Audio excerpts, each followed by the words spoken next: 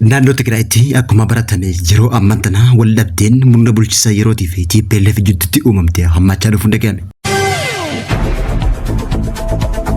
Biyyi Israa'el Somaalilaanditti ambaasaadara jalqabaa muutuun dhagahame. Kunis Israa'el erga beekamtii biyyummaa Somaalilaandiif kenniteen booda waggaa ta'u murteen tun Somaaliyaa mufachiisuun dhagahame bal'ina oduutiin dhiyeessina. Itoophiyaan buufata galaanaa yoo hin arganne gaafni Afrikaa guutumaan guutuutti nagaa hin argatu jechuudhaan ministeerri muummee Itoophiyaa Dr. Abiy Ahmed haasawaa dhiyeenyaa taasiseen dubbachuun dhagahame. Daawwattootaa fi hordoftoota Hegeree Miidiyaa nageenya keenya bakka jirtan maratti isin dhaqqabu kanneen amma isin dhageessifne hanga footoo Hegeree Miidiyaati amma bal'ina oduutti aansina.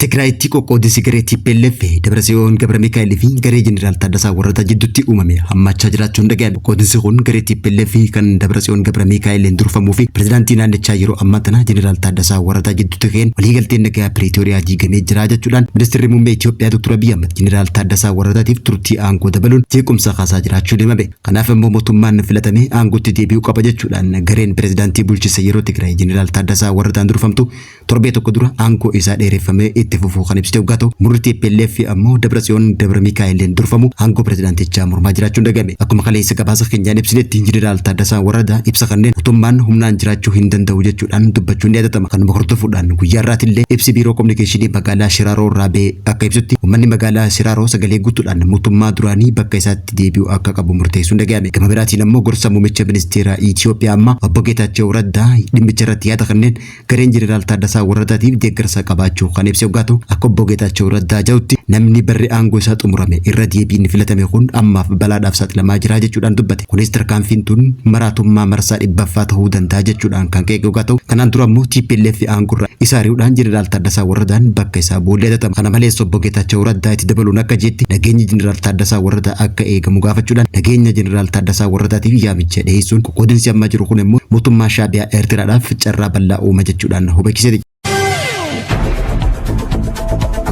Biyyi Israa'el biyya yeroo jalqabaatiif Somaalilaandiif beekamtii biyyummaa kan itti hoggatu guyyaa kaleessa ammoo ambaasaadara isii Somaalilaanditti muutuun dhagahame. Kunis Israa'el eega beekamtii biyyummaa Somaalilaandiif kennite yeroo jalqabaatiif ambaasaadara isii Somaalilaanditti muutuun dhagahame. Kanaan dura ammoo Israa'el Somaalilaandiif beekamtii biyyummaa jalqabaa kennite. Mormiin biyyoota garaagaraa irraa kan isii muudate hoggatu yeroo ammaan tana ammoo guyyaa kaleessa irraa kaasanii Somaalilaanditti Maayikel Lootem ambaasaadara Israa'el taasisuu muutuun dhagahame. Ambaasaaddarri kun kanaan dura dippiloomatii Israa'el kan ture yoo ta'u kanaan dura ammoo Afrikaatti ergamaatii dinagdee Israa'el ta'uun biyya isaa tajaajilaa turuun ibsame. Muudamni Israa'el ambaasaadara isii Somaalilaanditti muude kun mootummaa federaalaa Soomaaliyaatii fi biyya Turkii biratti mormii cimaa kaasuun waldhabdee dippiloomaasii naannichatti hammeessaa jiraachuun dhagahame. Riippaabilik Federaalaa Soomaaliyaa murtee Israa'el bakka bu'aan dippiloomaasii Somaalilaandii muuduuf murteessitana cimsitee balaaleffachuu ibsite. Ministeerri dhimma alaa biyya Soomaaliyaa ibsa kanneen tarkaanfiin Israa'el tun abbaa biyyummaatii fi nageenya naannoo Soomaaliyaa kan cabsu jechuudhaan qubateeti jira. Somaalilaandi qaama Soomaaliyaa ta'uu hubachiise ministeerichi kun beekamtii mootummaa federaalaa malee hariiroo dippiloomaasii kamuu seera addunyaatti fi chaartara dhaabbata mootummoota gamtoomanii kan cabse jechuudhaan ibse. Dhaabbanni mootummoota gamtoomanii gamtaa Afrikaa liigii Arabaatii fi dhaabbanni tumsa Islaamaa OIC'n Israa'el murteessii duubatti deebisuu fi kummaa Soomaaliyaa akka kabajamu gaafatee jiraachuun dhagahame. Mootummaan Soomaaliyaa kummaa fi mirga abbaa biyyummaatti kabachiisuuf mala dippiloomaasii siyaasaa fi seera hundatti fayyadamuuf waadaa akka qabus irra deebi'ee mirkaneesse.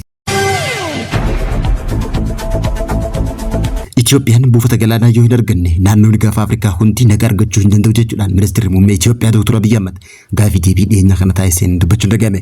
Ministeerri muummee Itoophiyaa Dr. Abiy Ahmed gaafii deebii buufata televezyiinii biyyaalessaa wajjin taasiseen dhimma buufata galaanaa Itoophiyaaf dhimma barbaachisaa ta'uu irra deebi'uudhaan dubbate. Lafaan marfamtee yookaan galaanaan marfamtee hin argamne biyya keessatti danqaan guddaan kan uume ibsee ministeera muummee Itoophiyaa kun keessumattuu baasii loojistiksii iccitii daataatiin rakkoolee jiran tarreessuudhaan biyyi guddittiin akka Itoophiyaatuun buufata galaanaa malee itti fufuun kan dandeenye ta'uu ibsuudhaan dhimmi kun immoo karaa nagaatii fi marii dippiloomaasiitiin hatattamaan furamuu akka qabu ministeerri muummee Itoophiyaa ergaasaa dabarse.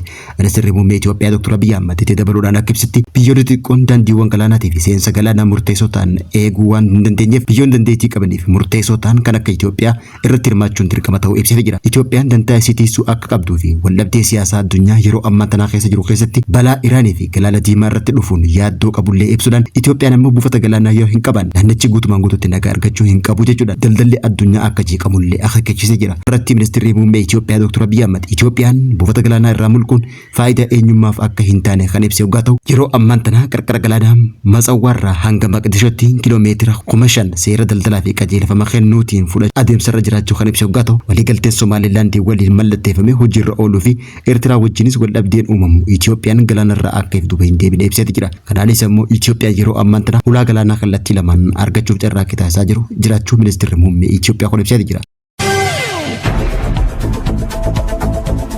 Lammiileen Itoophiyaa nyaata gahaa argachuu dhabuu isaaniitti wal qabatee galii isaanii irraa parsentii 58 nyaataaf akka baasan baankiin idil addunyaa ifoomse. Baankiin idil addunyaa dinagdee biyyoota Afrikaa irratti kan xiyyeeffate qorannoo haaraa bitootessa bara 2018 gaggeessaa ture kan ifoomse yoo ta'u ibsa baankichi baasee lammiilee Itoophiyaa baasii isaanii keessaa dhibbentaa 58.5 ol nyaataaf qofa akka fayyadan ifoomsee jira. Qorannoon baankii addunyaa ifa taasise kana lammiilee Afrikaa baadiyyaa keessa jiraatan sababa daballii meeshaaleetiin rakkoo dinagdee guddaaf saaxilamanii jiraachuu isaanii kan ifoomse yoo ta'u keessumaayyuu rakkoon boba'aa lammiilee Afrikaa irratti gufuu guddinaa ta'ee jiraachuu isaa itti dabaluun addeessee jira. Sababa kanaan ammoo hanqinni geejjibaa dabalaa dhufuu kan ifoomse baankichi biyyoota Saharaa gadi 47 keessa biyyoonni 25 guddina dinagdee fiduu danda'aman jedhamee eegamaa jiran fiduu akka hin dandeenye fi dinagdee dadhabaa galmeessisaa akka jiran baankichi ifoomsee jira. Kanaanis biyyoonni akka Senegaal dhibbentaa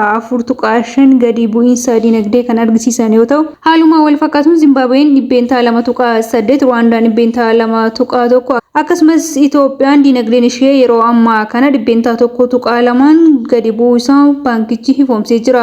Qorannoon baankii idil addunyaa taasise kun ragaalee garaagaraatiin kan addeeffame yoo ta'u lammiileen Itoophiyaa sadarkaa hiyyummaa keessa jiraatan hirmaannaa industirii keessatti dhibbentaa 2.6 qooda akka qabanii fi lammiileen Botswaanaa ammoo dhibbentaa 22 qooda akka qaban ibsanii jiru. Gabaasaa gaazexaa Reporter baaseenis lammiileen Itoophiyaa lammiilee Afrikaa keessaa roga industirii keessatti hirmaannaan isaan qaban gadaanaa ta'uu isaa himee jira. Ijaaramuu maddisiisaa anniisaa qilleensaa Asallaatii wal qabatee humni oomisha Itoophiyaa meegaawaattii 4,000 irraa gara meegaawaattii 10,000tti guddachuu isaa ibsamee jira. Ministeerri muummee Ifedrii Dr. Abiy Ahmed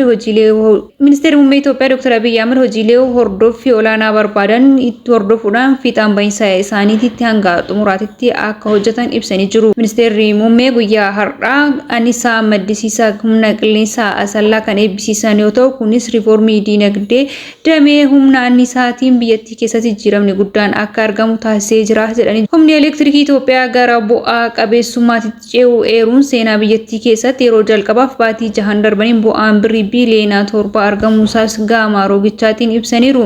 Piroojeektii eegalamuu qofa osoo hin taane akka xumuramuu qabus kan kaasan yoo ta'u kana qofa osoo hin taane bu'aan argamuus shakkiilee kan hin qabnee fi yeroo irraa gara yerootti jijjiiramni guddaan roga kanaan jiraachuusaa eeranii jiru. Naannoo yuuroo miiliyoona 100 fi miiliyoona 45tti akka ta'u kan tilmaamame yoo ta'u waggoota lamaan booda piroojeektii mallaqa kana deebisuu akka danda'u eeramee jira. Piroojeektii mallaqni guddaan baasii irratti ta'e kun bu'aa gaarii akka biyyaaf abdatamu kan ibsame yoo ta'u kunis ijoollee biyya keessaatiin hojjetamuu fi lammiilee Itoophiyaa bu'aa qabeessummaa roga hundaan akka ta'an isaan taasisas jedhamee jira. Jireenya lammiilee fooyyessuu industirii daandii qonnaa soolaar inerjii fi dameewwan biroo ammayyeessuu fi guddina hojiilee eegalaman hordoffii olaanaa akka xumuramaniif hojjetamaa jiraachuu kan kaasan ministeerri muummee Itoophiyaa Dr. Abiy Ahmed imalli Itoophiyaan eegaltee cimee akka itti fufuuf lammiileen kamiyyuu dammaqinaan hordofuu akka qabu sirna eebbaa kanarratti dhaamanii jiru. Hojiileen hedduun eegalamuuf gara xumuraatitti dhihaachuu isaanii kan kaasan ministeerri muummee hojiilee dandeettii guutuun akka Itoophiyaan hojjettu kan itti mirkaneessan ta'uu fakkeenyummaan isaa madda anniisaa qilleensaa Asallaa ta'uusaas kaasaniiti jiru. Akka Itoophiyaatti piroojeektiileen gurguddoon hojii dhiheenyaa kana eegalamee fi kanaan duras kan eegalame yeroo dhiyootti akka xumuraman jedhamanii eegamaa jiraachuu isaanii kan kaasan yoo ta'u Itoophiyaan piroojeektiilee gurguddoo biyya keessatti hojjetamaa jiran kana yoo xumurte roga dinagdeetiin jijjiirama guddaa galmeessisuu akka dandeettus kaasaniiti jiru.